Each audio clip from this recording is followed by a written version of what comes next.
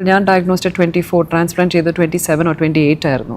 Nobody told me about freezing my eggs. കഴിഞ്ഞ ദിവസം മമത മോഹൻദാസ് കൊടുത്ത ഒരു ഇന്റർവ്യൂ വളരെയധികം ശ്രദ്ധയിൽപ്പെട്ടിരുന്നു. അവര് ക്യാൻസർ ഡയഗ്നോസ് ചെയ്തതിന് ശേഷം അതിന്റെ ട്രീറ്റ്മെന്റ് പോയിക്കൊണ്ടിരുന്നപ്പോൾ എഗ് ഫ്രീസിംഗ് അല്ലെങ്കിൽ ഫെർട്ടിലിറ്റി പ്രിസർവേഷൻ അങ്ങനെയുള്ള ചികിത്സകളെ കുറിച്ച് അവർക്ക് അതിനെക്കുറിച്ച് വേണ്ടത്ര ഒരു ധാരണ ലഭിച്ചിരുന്നില്ല എന്ന് പറയുകയുണ്ടായി. ശരിക്കും പറഞ്ഞാൽ അങ്ങനെയൊക്കെയുള്ള ഓപ്ഷൻസ് ഇന്ന് അവൈലബിൾ ആണ്. നമ്മളൊരു ക്യാൻസർ പോലത്തെ അസുഖം ഡയഗ്നോസ് ചെയ്ത് കഴിയുമ്പോഴത്തേന് നമുക്ക് മാനസികമായിട്ടും സാമ്പത്തികമായിട്ടും ഒക്കെ വളരെയധികം ബുദ്ധിമുട്ടിലായിരിക്കും. ആരും വിവാഹ ജീവിതത്തെ കുറിച്ച് ഓർക്കുക തന്നെ ഉണ്ടാവില്ല. അപ്പൊ അങ്ങനെ ഒരു അവസരത്തിൽ ഈ എഗ് ഫ്രീസ് ചെയ്യാം, ഭ്രൂണം ഫ്രീസ് ചെയ്യാം എന്നൊക്കെ പറയുന്നത് ബുദ്ധിമുട്ടുള്ള കണ്ടീഷൻ ആയിരിക്കും. പക്ഷെ നിങ്ങൾ അറിഞ്ഞിരിക്കേണ്ടത് നമുക്ക് കീമോതെറാപ്പി, റേഡിയോതെറാപ്പി ഇങ്ങനെയൊക്കെയുള്ള ചികിത്സകൾ എടുക്കുമ്പോൾ അല്ലെങ്കിൽ ക്യാൻസറിന്റെ അസുഖത്തിന്റെ ഭാഗമായിട്ട് തന്നെ നമ്മുടെ എഗ്ഗിന്റെയും ബീജത്തിന്റെയും ഒക്കെ ക്വാളിറ്റിയും നമ്പറും ഒക്കെ വളരെയധികം കുറഞ്ഞു പോകും. അപ്പൊ അതിന് മുന്നേ തന്നെ നിങ്ങൾ ഡയഗ്നോസ് ചെയ്ത് കഴിഞ്ഞാൽ തന്നെ ഒരു IVF സ്പെഷ്യലിസ്റ്റിനെയും ഒരു ഓങ്കോളജിസ്റ്റിന്റെയും കൂട്ടായ തീരുമാനത്തോട് കൂടിയിട്ട് അവർക്ക് എഗ്ഗ് ഫ്രീസ് ചെയ്ത് വെക്കാൻ പറ്റും. അല്ലെങ്കിൽ വിവാഹം കഴിഞ്ഞവരാണെങ്കിൽ ഭ്രൂണമായിട്ട് ഫ്രീസ് ചെയ്ത് വെക്കാൻ പറ്റും. പുരുഷന്മാരെ സംബന്ധിച്ചിട്ടാണെങ്കിൽ ബീജം ഫ്രീസ് ചെയ്ത് വെക്കാനും പറ്റും. ഇത് ക്യാൻസറിൽ നിന്നൊക്കെ മോചിതരായി കഴിഞ്ഞിട്ട് വീണ്ടും ഒരു ജീവിതം ആരംഭിക്കുമ്പോൾ അവർക്ക്